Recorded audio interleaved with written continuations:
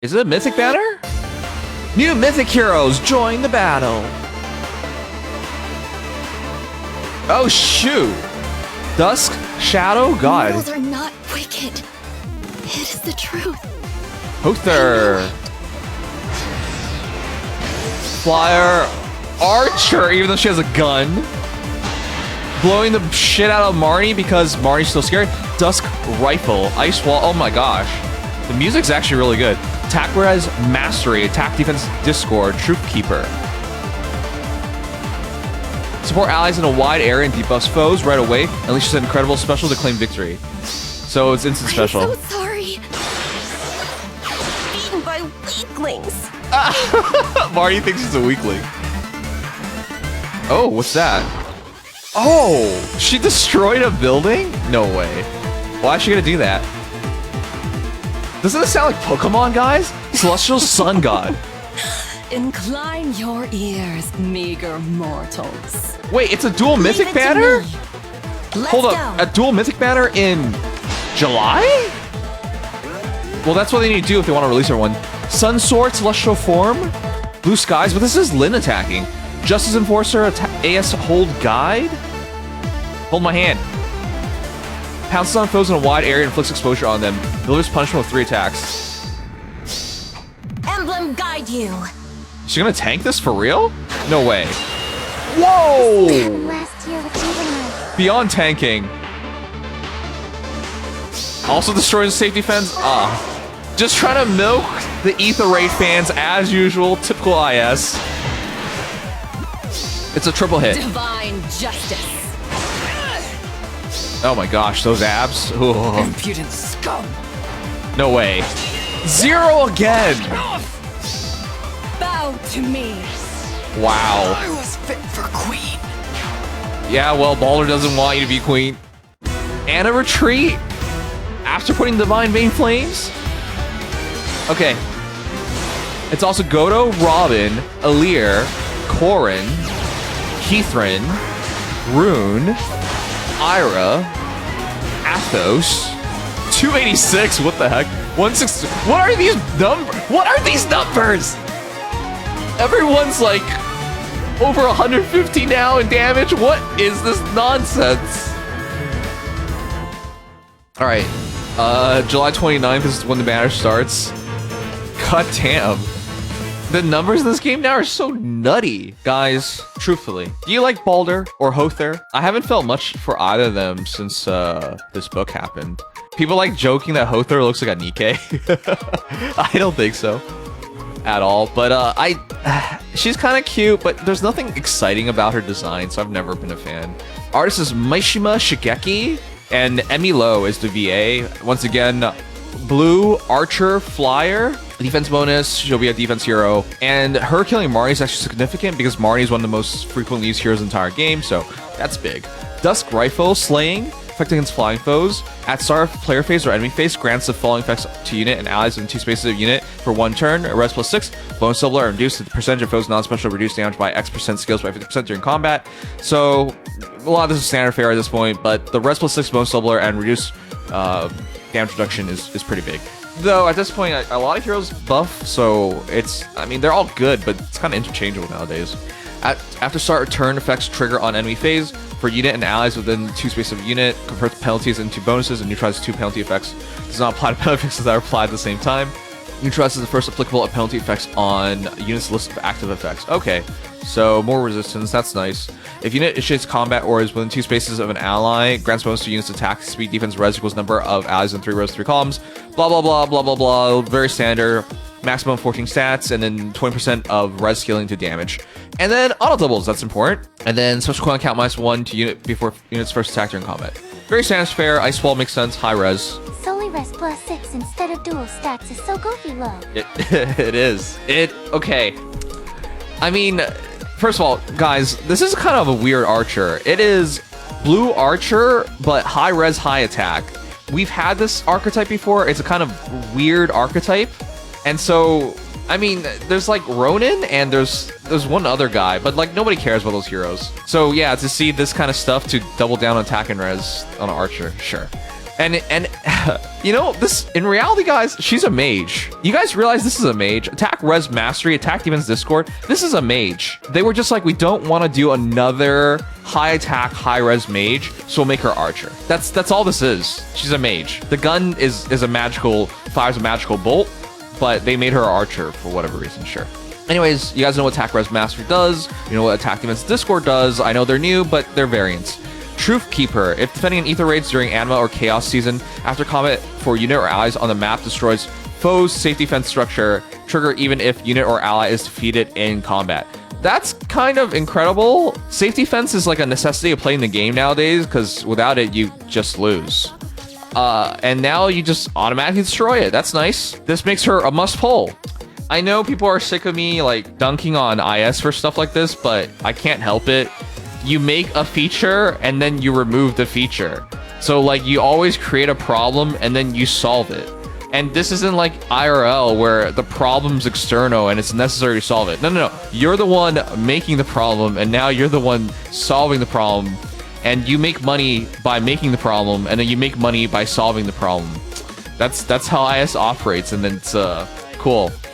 Safety fence, if you remove it, for a lot of players, it makes ether raids practically unplayable. So yay! For allies on 3 rows of 3 columns centering on unit, attack res +5, reduce damage from foes' first attack by 7 during combat. Wow, why is that in a C slot? That's normally in the weapon. Oh, because you get to give this to allies as well. Wow, that's good. Jeez, this makes the entire team so much more bulky. And restore 7 HP to ally after combat. That makes the team ridiculously bulky. Okay, it's a must pull for ether raids defense. Nice. If there is an ally within 3 rows, 3 columns centering on unit, grants attack res +5 unit. Unit deals +X times 5, maximum 15. And then reduces damage from foes attack by 7. Grants special cooldown count minus X to unit before unit's first attack during combat. She already has that in the weapon as well, so she really does get a spam. Wow, is it a really 4 cooldown special immediately? Yeah, it is. Yikes, this is a scary hero. And because of the archetype, it's going to be kind of difficult to deal with too. And because of how good she is. And she's a cutie. I think we'll see her quite a bit. Anyways, restore 7 HP unit after combat. So yeah, this is very good. Makes your team so much more annoying to deal with just by existing. Alright guys, do you believe it's right for Hother to kill Marnie? Like, she's blue, archer. And Marnie is incredibly high defense. Yeah, no, I'm just saying, I think that's ridiculous, but okay. Marnie is meant to destroy blue heroes.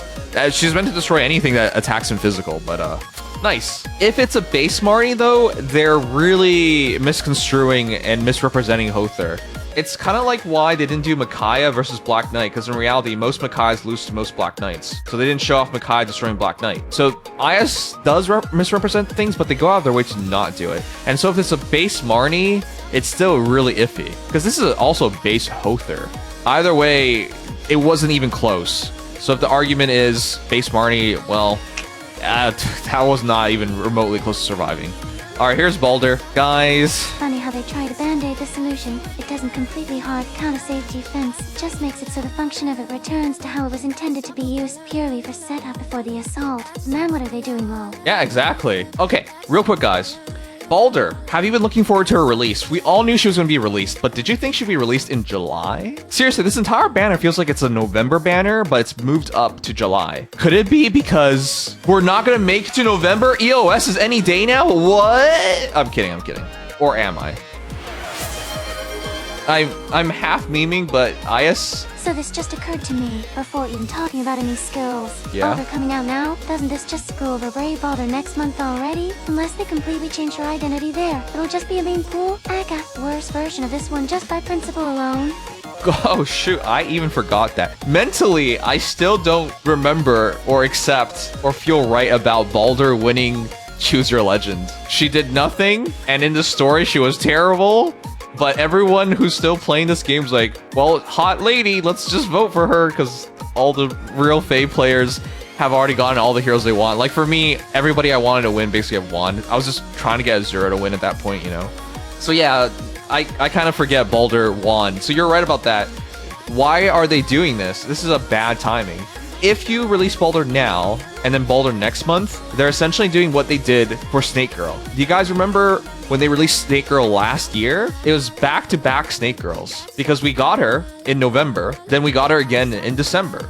This is always a bad idea because in that situation, I think New Year Baldr was, or New Year Baldr. You know what? We're probably gonna get New Year Baldr. That's New Year Snake Girl was probably better. So yeah, it's gonna be another one of those situations where you're gonna pit the own hero against the own hero, and you're gonna cannibalize its own sales because you're releasing them back to back. With that said, though, had they released her in November, it would have been slightly better because, you know, at least that'd be August and then to November. There's a bigger gap, but it wouldn't have been the biggest gap either. So no matter what, it was going to be bad, but I think this is worse. So good pointer. I missed that completely. All right, anyway, Sunsword accelerates special trigger, equivalent count -1, neutralizes effect against flying bonuses. After start turn effects trigger on enemy phase, converts bonuses on closest foes and foes in 2 spaces of those foes into penalties. Does not convert bonuses apply at the same time. If unit chooses combat or is within 2 spaces of an ally, grants bonus to units attack speed, defense res, because the number of foes in 3 rows or 3 columns center on unit times 3 plus 5. Grants special equivalent charge +1 per attack.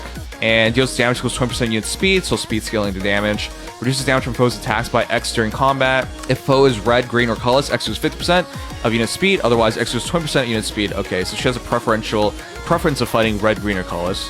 And also, when foes attack triggers foes special, reduces damage from foes attacked by additional X.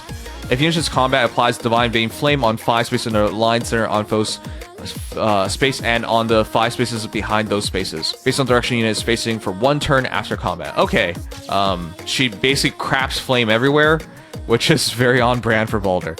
Anyways, I mean, we already knew a lot of this stuff was going to happen because we fought Baldr, but like, yep, it's now finalized. This is the Baldr we're getting.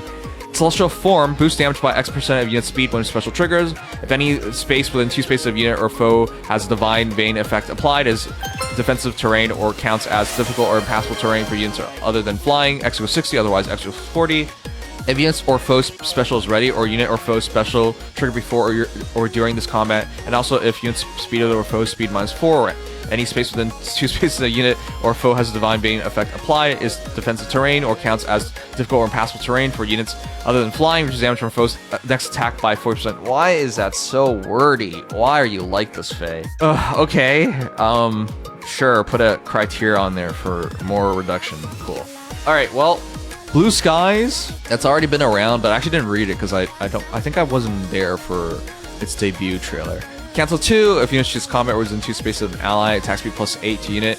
Unit deals +X damage, excluding AoEs, and reduces damage from foe's first attack by X during combat. X is the number of allies in 3 rows, 3 columns on unit times 2, +2, max of 8. First attack normally means only the first strike. For expects and that grant unit attacks twice, it means the first and second strike.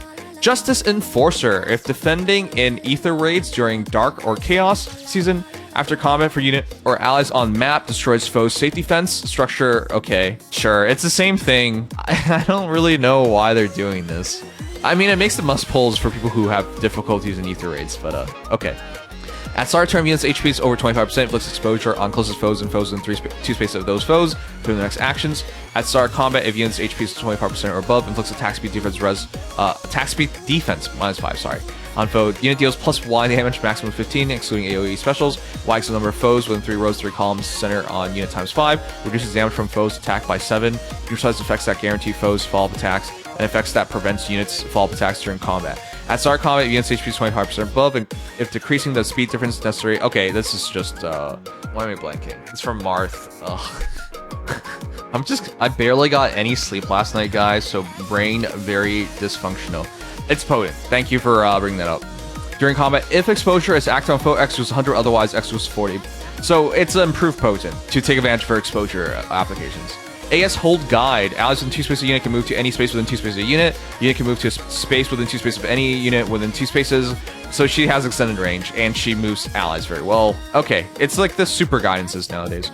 Inflicts attack speed -4 on foes in 3 spaces of a unit during combat, which makes sense because she needs the speed manipulation. Yeah, so she pounces on foes. This is kind of nutty, guys. Should she be able to take no damage from Lyn? And that was Lyn with special, no? Jeez. This character is just ridiculous. Though it's really weird. Why? You know, if you guys ever think about the Ether Raid battles they show us in these trailers, they just make no sense. Why is Nerthus up here? Why did you move Nerthus up here and then you attacked with Lyn on Baldr? Sure. I don't even know how that situation happens if you think about it. Okay, anyways, as for the rest of the banner, of course it's really, really strong. Damn. So we have a new anima and a new dark hero. And so if you're having trouble in mythic defense battles, they got you covered. And as an 8% banner, it's a strong one too. I mean, of course it's an 8% banner, but like, no, it's just a really strong banner as a whole. Wait a second. These are all special class heroes. Yeah, no, I'm not crazy. They're all special class heroes. Wow, okay. Does this not seem like a hero banner for November? This is, like, they clearly tried really hard on this banner. This really seems like the kind of banner they hold back for November. The reason why they do all that, guys, they try to make November into December their two strongest months, and they want to end the year very, very strong. Historically, that's what FEH does. But yeah, this really just feels like the November banner moved up. So yeah. Okay, anyways, incredibly strong banner. Even colors that are kind of weaker, like green, is still really good. Well, at least above average. Obviously, blue is very strong. Red is incredibly strong. And I think colors is fine as well. Yeah, it's just a strong banner. There's tons of value since these are all special classes. All right, guys, are you pulling? Let me know. I'm tempted. At this point, I have 1,200 orbs saved up. Look, even if I'm not the biggest fan of Baldr and Hother, I do like, they've been growing on me. I do think their designs aren't as bad as it initially looked. I still think it looks really goofy. It's like a Hasbro line of toys, you know what I mean? That you sell to kids who watch like these cartoons. That's what it feels like to me. Their designs are just too goofy. But they've been growing on me, especially with Choose Your Legends coming up and the story concluding, well, reaching its conclusion soon. So yeah, I'm kind of interested. We'll see. I'm tempted because this would also make Aether Raid's defense autopiloting, because essentially all you have to do once you get these heroes, go double savior and then get a hero like Sigurd or Edelgard. Wait, they're literally doing it. They're literally doing it. Honestly, that's kind of crazy coming from you. Like, that's god level praise at this point, lol. I'm tempted. I have 1,200 orbs saved up. I gotta spend it on something. But yeah, guys, the reason why I'm bringing all this up is because if you go double savior Baldr, not only are your savior, or Hother, not only are your savior heroes a lot more harder to kill, you just go Sigurd and Edelgard, and then they lose their safety fence, and then you just start jumping on them. So this makes it really annoying to fight you.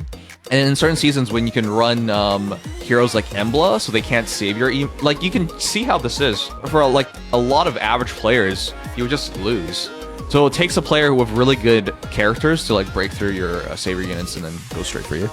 And the voting is done. It has 4 fires out of 5. That's not bad, actually. All right, thank you guys for voting, for taking part. You know, lately the engagement from Fire Emblem Heroes has been so low. There might not be another year of FEH. So it means a lot for you guys to spend your time with me, because there's gonna come a time, and it's closer than ever, where Fire Emblem Heroes is gonna be over, and this community will have to move on. So it really means a lot that you guys are still here after all these years supporting me.